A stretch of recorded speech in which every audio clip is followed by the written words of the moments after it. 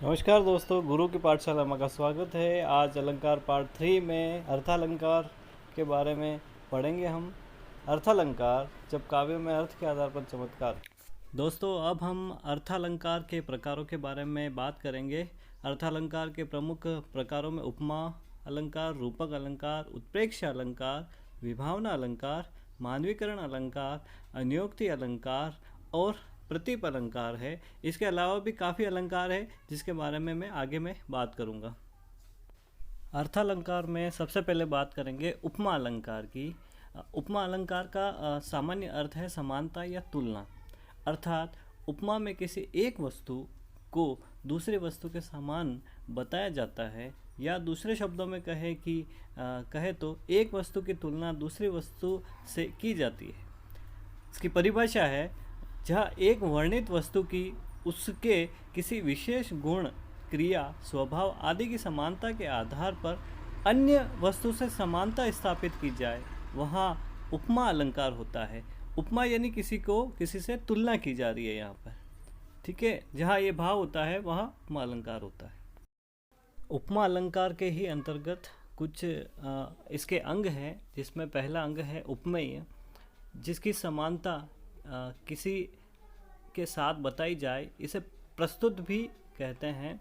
और दूसरा इसका अंग है उपमान, कोई प्रसिद्ध वस्तु जिसके समान उपमेय को बताया जाए, इसे अब अप्रस्तुत भी कहते हैं। उदाहरण के द्वारा हम इसको अच्छे से समझ सकते हैं। जैसे मुख कमल के समान सुंदर है। यहाँ पर आपको उदाहरण दे रखा है। इस उदाहरण में मुख उपमेय है एवं कमल उपमान है। मुख की तुलना समान गुणधर्म होने के कारण कमल से की गई है, अर्थात उपमेय की तुलना उपमान से की गई है। सीधे से अर्थ शब्दों में समझ सकते हैं कि मुख को समान गुणधर्म होने के कारण कमल के समान बता दिया गया है। अर्थालंकार के अंतर्गत दूसरा अलंकार है रूपक अलंकार, जिसकी परिभाषा है जब एक वस्तु पर दूसरी वस्तु का आरोप किया जाए, अर्थात जब एक वस्तु को दूसरी वस्तु का रूप दिया जाए तो रूपक अलंकार होता है। जिसका उदाहरण है मुख कमल है। इस उदाहरण में मुख पर कमल का आरोप किया गया है, अर्थात मुख को कमल का रूप दिया गया है, या यूँ कहिए कि मुख को कमल बना दिया गया है। यहाँ रूपक और उपमा अलंकारों में ध्यान रखने वाली बात यही है कि उपमा के अंदर समानता बताई जाती है उपमेय और उपमान के बीच में, जबकि रूपक अलंकार में उपमेय में उपमान का आरोप किया जाता है। उत्प्रेक्ष्य अलंकार, जब एक वस्तु में दूसरी वस्तु की संभावना की जाए, अर्थात एक वस्तु को दूसरी वस्तु मान लिया जाए, वहाँ उत्प्रेक्ष्य अलंकार होता है।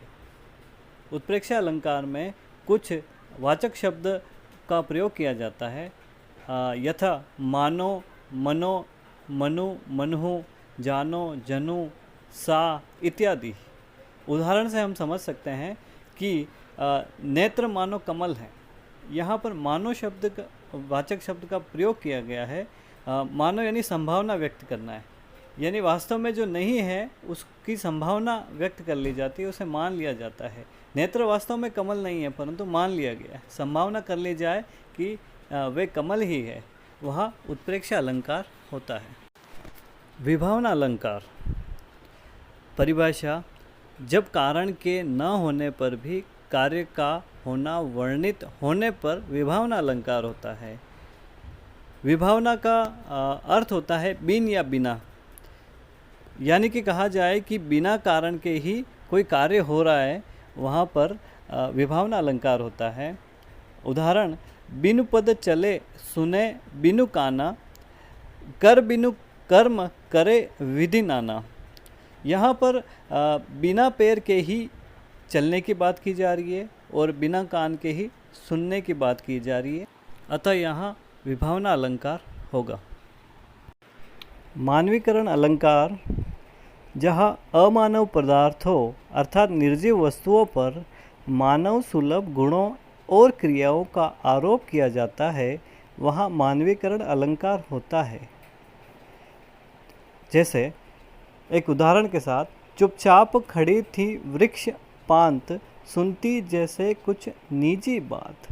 यहाँ पर प्रकृति प्रकृति यानी निर्जीव वस्तुओं पर मानव सुलभ क्रियाओं जैसे चुपचाप खड़ी थी और निजी बात सुनती, ये सभी चीज़ें जो हैं वो प्रकृति पर आरोपित की गई है, इसलिए यहाँ मानवीकरण अलंकार होता है।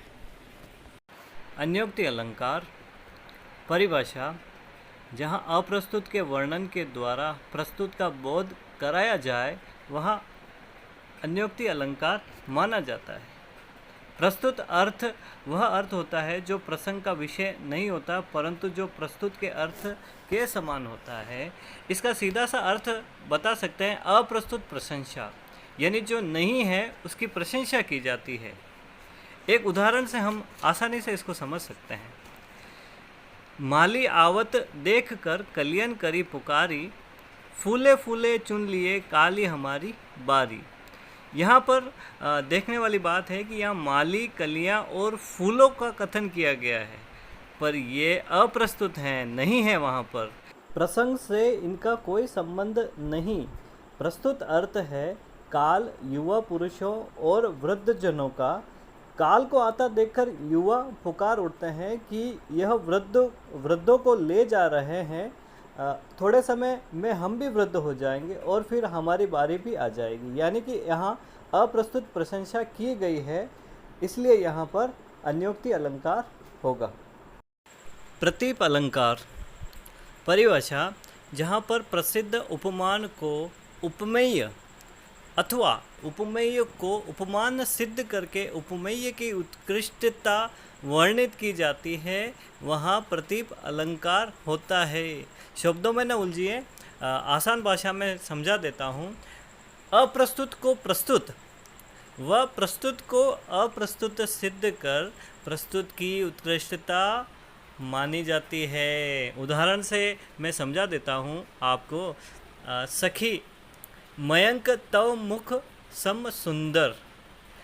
यहाँ उपमान चंद्रमा का तिरस्कार करने के लिए मुख चंद्र के समान सुंदर है, यह न कहकर चंद्र मुख के समान सुंदर है ऐसा कहा गया है। आप इसे स्वयं पर लागू करते हुए करें, जैसे कि चंद्रमा तुम्हारे मुख समान है, ऐसा न करके तुम्हारा चंद्रमा तुम्हारे मुख के समान सुंदर है, ऐसा कहने से प्रतीप अलंकार हो जाता है।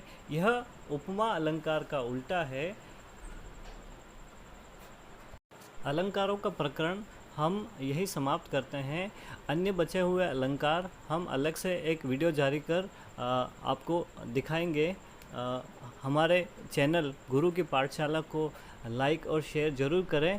आगे आने वाले अंक में मैं छंद दोष, काव्य दोष, काव्य रस इन सब के बारे में आपके सामने वीडियो लेकर आऊँगा। तब तक के लिए धन्यवाद। मैं जीवन सिंह और हमारी टीम आपके साथ।